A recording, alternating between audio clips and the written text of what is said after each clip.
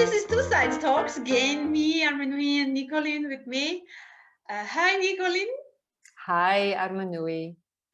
And as we promised during our last Two Sides Talks, we will discuss today financial literacy. Start the discussion. Maybe we will need some more talks, not only one, but let's start a discussion about financial literacy. What do you think about this, Nicoline? Well, we touched upon it the last time as an important part of finance in general. And then, maybe starting off with a sort of a good understanding is what is the definition of financial literacy.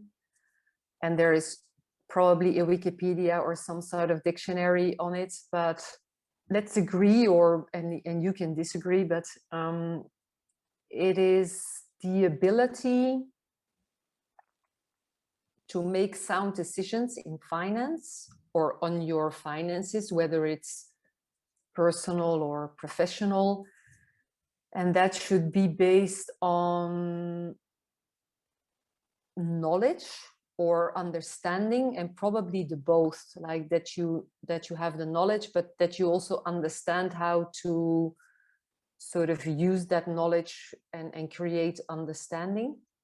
Mm-hmm. So for me, it's really the ability to make sound decisions on what you on at least a basic knowledge and understanding of finances.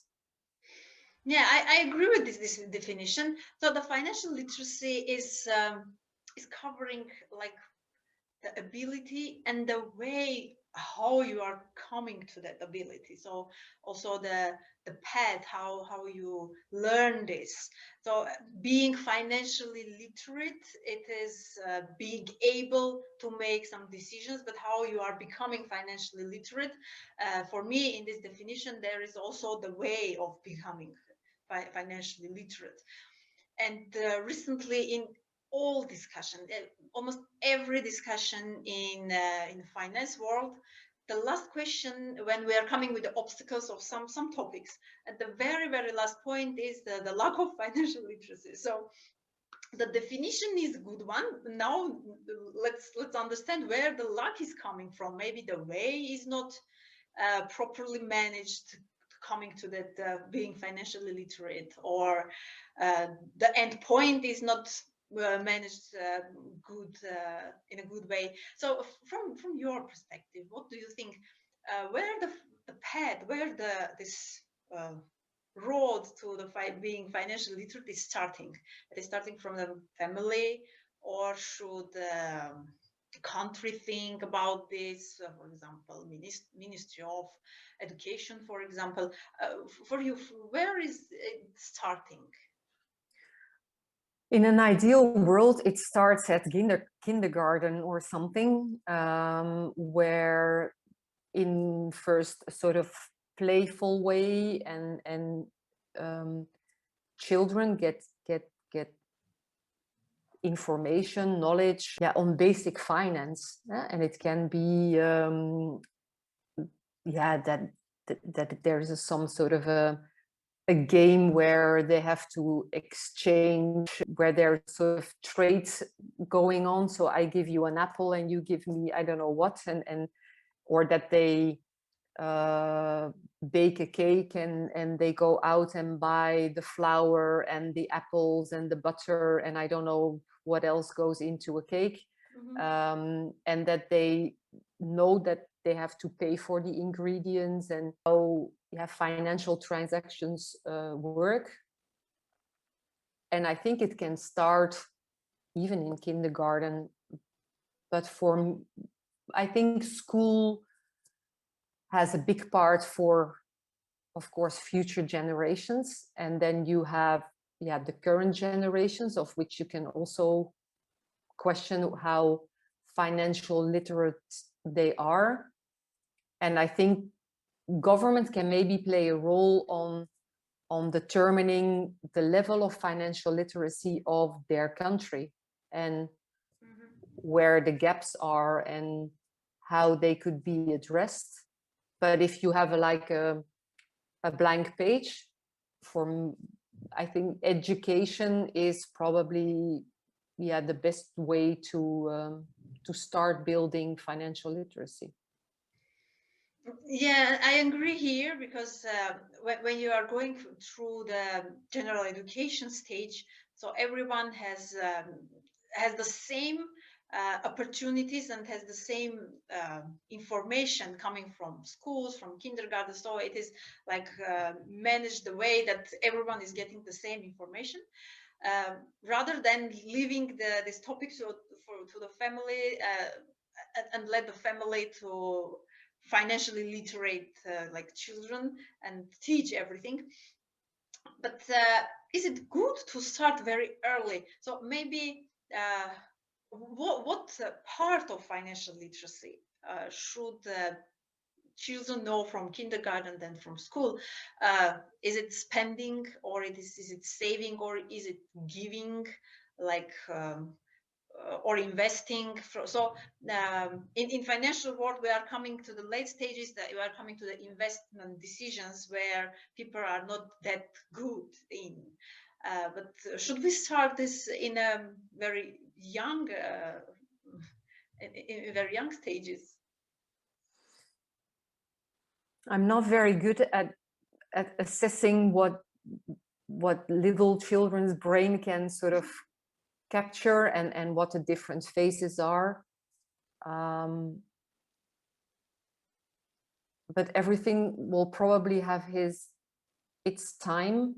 And the more you can link the understanding and creating the knowledge to a particular period in people's life, maybe it will also stick more than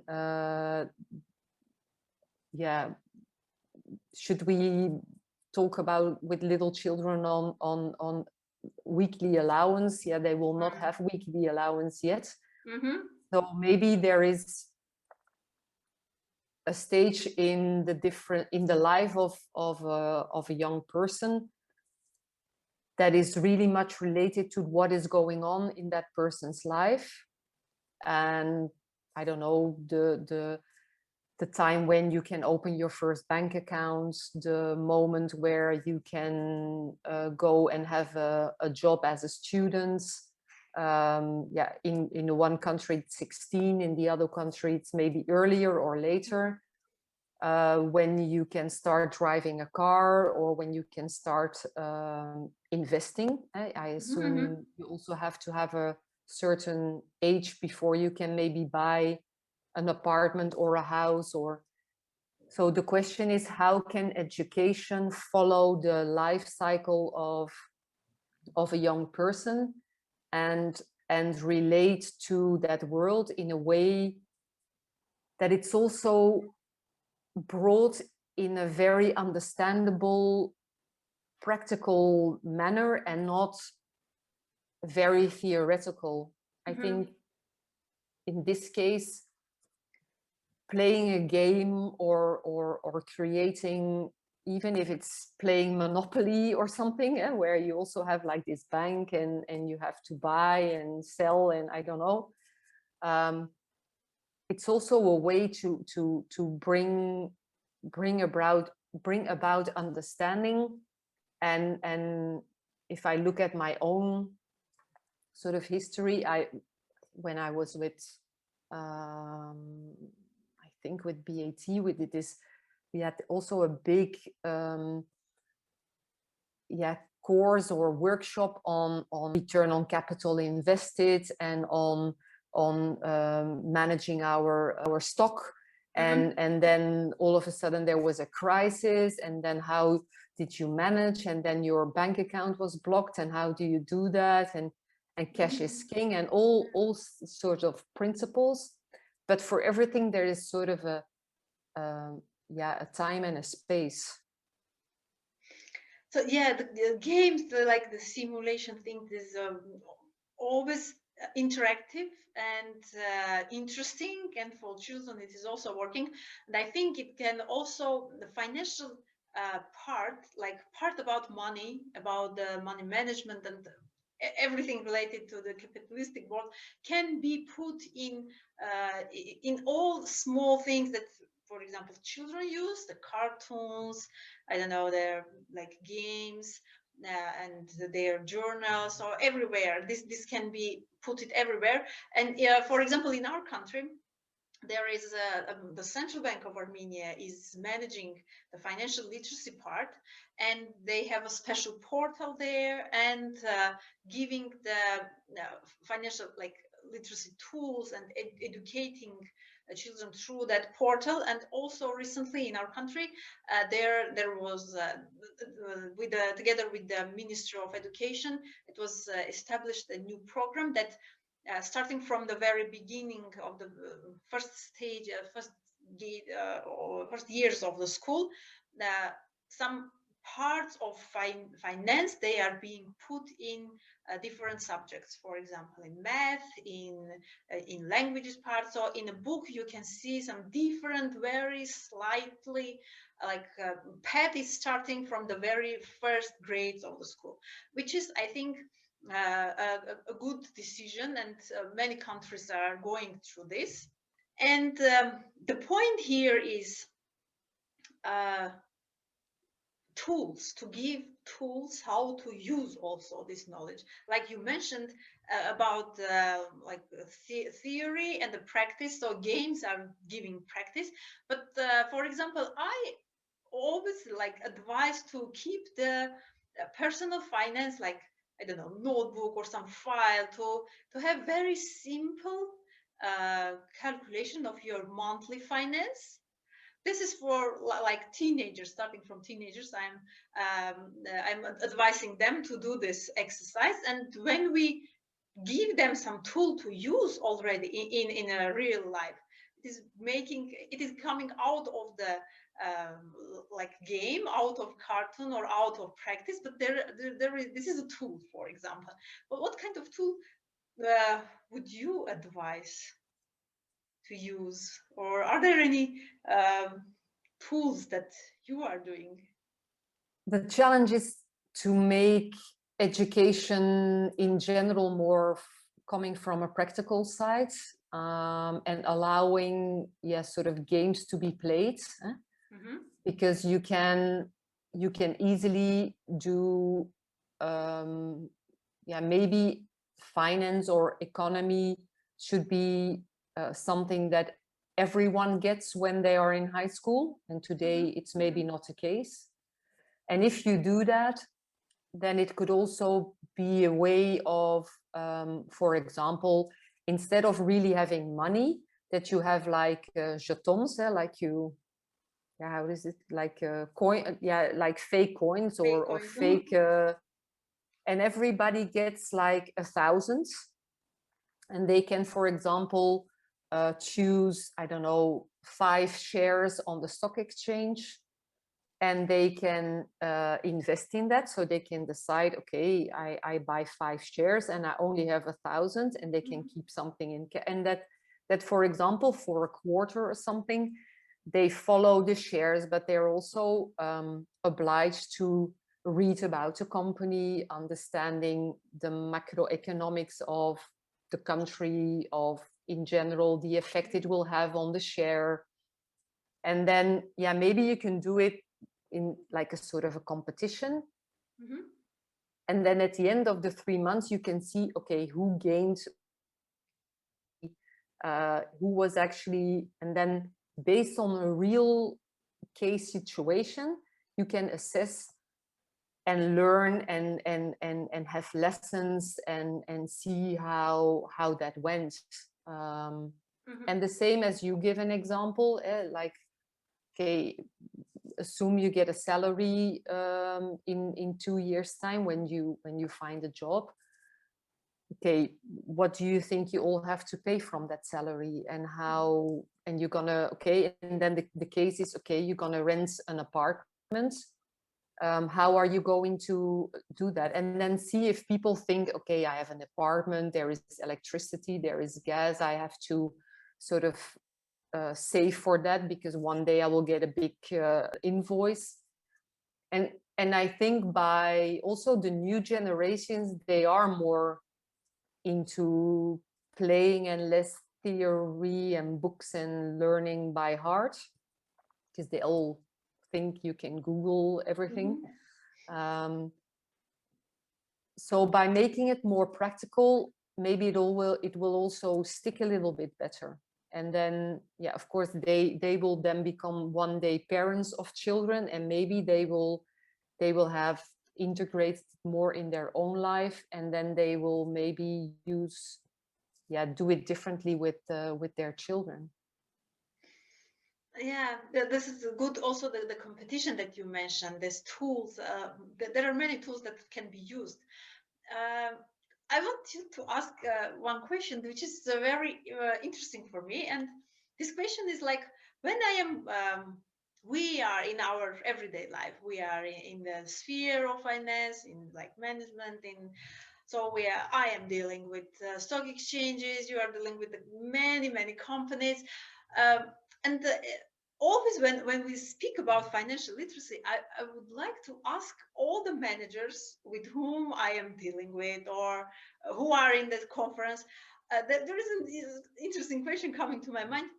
Does your children or your relatives who are like teenagers or children, does they know what you are doing at work? What is your job? Do they know the functions that you are doing? Because the financial literacy, when we say and when we put this into the subjects, into the games, it is like our mind is being used to this, that we need to learn financial literacy, be financial literate. But do we, or do our children, they know what we are doing and what are our functions? uh, what is your, like, what are your thoughts in this? Have you ever think about this, and to ask whether, for example, I can ask to the governor of Central Bank of Armenia, does your children know what are you doing and what are the functions of central bank? It is always very interesting for me to ask this question. I have never done this. Yeah, I think you will be surprised of the answer. I think they're little. I don't think it's very high, the percentage of family or even colleagues that understand what you do, or what. And even if I make the question more challenging, is if you would look as a responsible person in whatever department in your company, how good would the financial literacy be of the people that work for you? How many of the people that work for a company understand the basics of the business model of a company, or understand the basics of the costs of a company, or the basics of how a turnover or a margin is generated?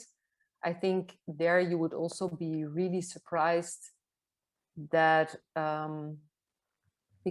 that it would not be so good, the score.